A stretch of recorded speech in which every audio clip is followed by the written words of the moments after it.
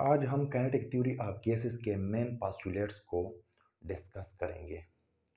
तो आइए डिस्कस करते हैं। First number postulate of kinetic theory of gases. During collision gas molecules exert pressure.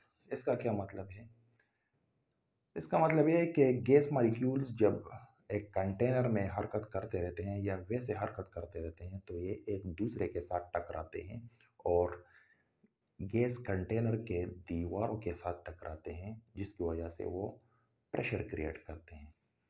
For example यहाँ पर एक गैस मॉलिक्यूल है, जब ये टकराता है कंटेनर के इस दीवार के साथ तो ये एक खास एरिया पर फोर्स एग्जर्ट करता है। तो क्योंकि हमने ऑलरेडी पढ़ा है कि जब फोर्स एग्जर्ट होता है एक खास एरिया पर तो इसको हम प्रेशर कहते हैं। इस तरह अगर ये मॉलिक्यूल यहाँ पर एक दूसरे मॉलिक्यूल्स के साथ टकराता है तो ये फोर्स एग्जर्ट करता है एक particular area of that molecule पर। तो इसका मतलब है कि force per unit area exert pressure और क्रिएट प्रेशर। तो जब भी ये मॉलिक्यूल्स एक दूसरे के साथ टकराते हैं या कंटेनर के साथ टकराते हैं तो ये प्रेशर क्रिएट करते हैं या प्रेशर पैदा करते हैं। तो ये होगा हमारे पास first postulate. Second postulate, collision is elastic. अब इसका क्या मतलब है?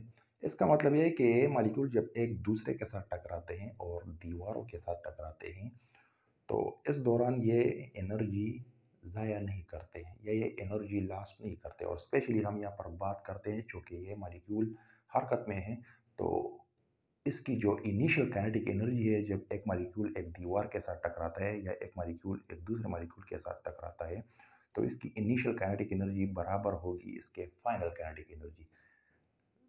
इसका मतलब ये है कि ये कोलिजन हमारे पास परफेक्टली इलास्टिक कोलिजन है।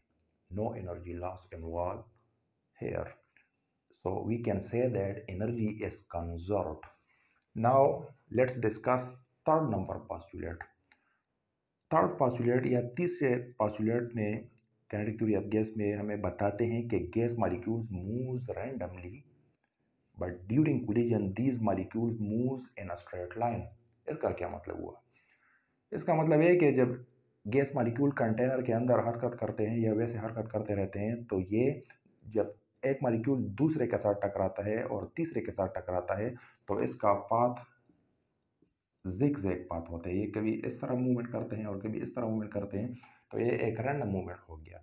लेकिन इस दौरान जब एक मॉलिक्यूल दूसरे की तरफ मूवमेंट करता है तो ये एक स्ट्रेट लाइन मूवमेंट होती है।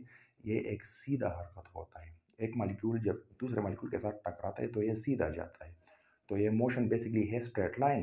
लेकिन जब दूसरे के साथ कोलाइड होता है और तीसरे के साथ फिर कोलाइड होता है तो इसका पाथ ओवरऑल ये एक रैंडम पाथ है। तो ये कोलिजन भी इसका मतलब है कि यहाँ पर ये मॉलिक्यूल्स मूवमेंट रैंडमली करते हैं लेकिन ड्यूरिंग कोलिजन ये स्ट्रेट लाइन मूवमेंट करते हैं। तो ये हमारे पास हो गया 3 नंबर पोस्टुलेट या तीसरा पोस्टुलेट। अब आते हैं चौथे नंबर पोस्टुलेट की तरफ। ड्यूरिंग कोलिजन नो अट्रैक्शन और अट्रैक्टिव और रिपल्सिव फोर्स इज इन्वॉल्व। इसका मतलब है कि ये मोशन इंडिपेंडेंट। अब इसका क्या मतलब हो गया? इसका मतलब ये है कि ये मॉलिक्यूल सिर्फ एक दूसरे के साथ कोलिजन करते हैं। इस दौरान ना ये एक दूसरे को अट्रैक्ट करते हैं या ना ये रिपेल करते हैं एक दूसरे को। इसका मतलब है कि जिस तरह हम सॉलिड्स में डिस्कस करते हैं या लिक्विड्स में डिस्कस करते हैं कि वहाँ पर स्ट्रॉन्ग इंटरमॉलिक्यूलर फोर्सेस होते हैं जिसकी वजह से वो मॉलिक्यूल्स वहाँ पर मतलब है कि अपने पोजीशंस पर रहते हैं और वहाँ पर वो हरकत इतनी ज़्यादा नहीं करते रहते हैं। लेकिन गैस मॉलिक्यूल्स ये एक दूसरे से आज़ाद होते हैं, आज़ादाना हरकत करते रहते हैं जिसकी वजह से वो एक दूसरे के साथ टकराते हैं।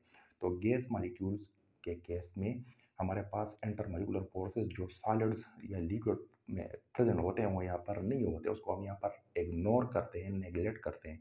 यहाँ पर ये एक दूसरे के साथ जस्ट टकराते रहते हैं लेकिन अट्रैक्टिव या रिपल्सिव फोर्स यहाँ पर प्रेजेंट नहीं होता। अब हमारे पास आता है 5 नंबर पोस्टुलेट। ये पोस्टुलेट हमें बताता है जब हम टेम्परेचर गैस का इंक्रीज करते हैं तो उसकी वजह से उन गैस मॉलिक्यूल्स की एवरेज काइनेटिक एनर्जी वो इंक्रीज होती रहती है। और जब हम टेम्परेचर डिक्रीज करते हैं तो average kinetic energy of that gas molecules will be decreases. तो इसका मतलब है कि kinetic energy is directly proportion to temperature. ये भी एक सिंपल पास्चुलेट। अब हम आते हैं लास्ट पास्चुलेट की तरफ। Volume of gas molecule is small as compare to the distance between them. इसका क्या मतलब हो गया? इसका मतलब है कि ये गैस मॉलिक्यूल जो हमारे पास यहाँ पर हैं ये साइज में बहुत छोटे छोटे होते हैं, और इन गैस मॉलिक्यूल्स के दरमियान जो फासला होता है वो बहुत ज़्यादा होता है बमुकाबला उसके साइज के। तो distance between these molecule is large as compare to the size of these molecules, yeah, the volume of the container is very greater as compared to the volume of these small molecules. So mathematically we can say that volume of these molecule is very less than the volume of the container. तो ये हमारे पास basic 6 postulates हो गए। मैं उम्मीद करता हूँ आपको ये समझ में आ गए होंगे। मज़ीद फर्दर इंटरेस्टिंग वीडियोस के लिए फिज़िक्स के रिलेटेड, नेचर के रिलेटेड, हिस्ट्री के रिलेटेड अगर आप देखना चाहते हैं तो इस चैनल को सब्सक्राइब कर लें। आप लोगों का शुक्रिया। Thanks very much.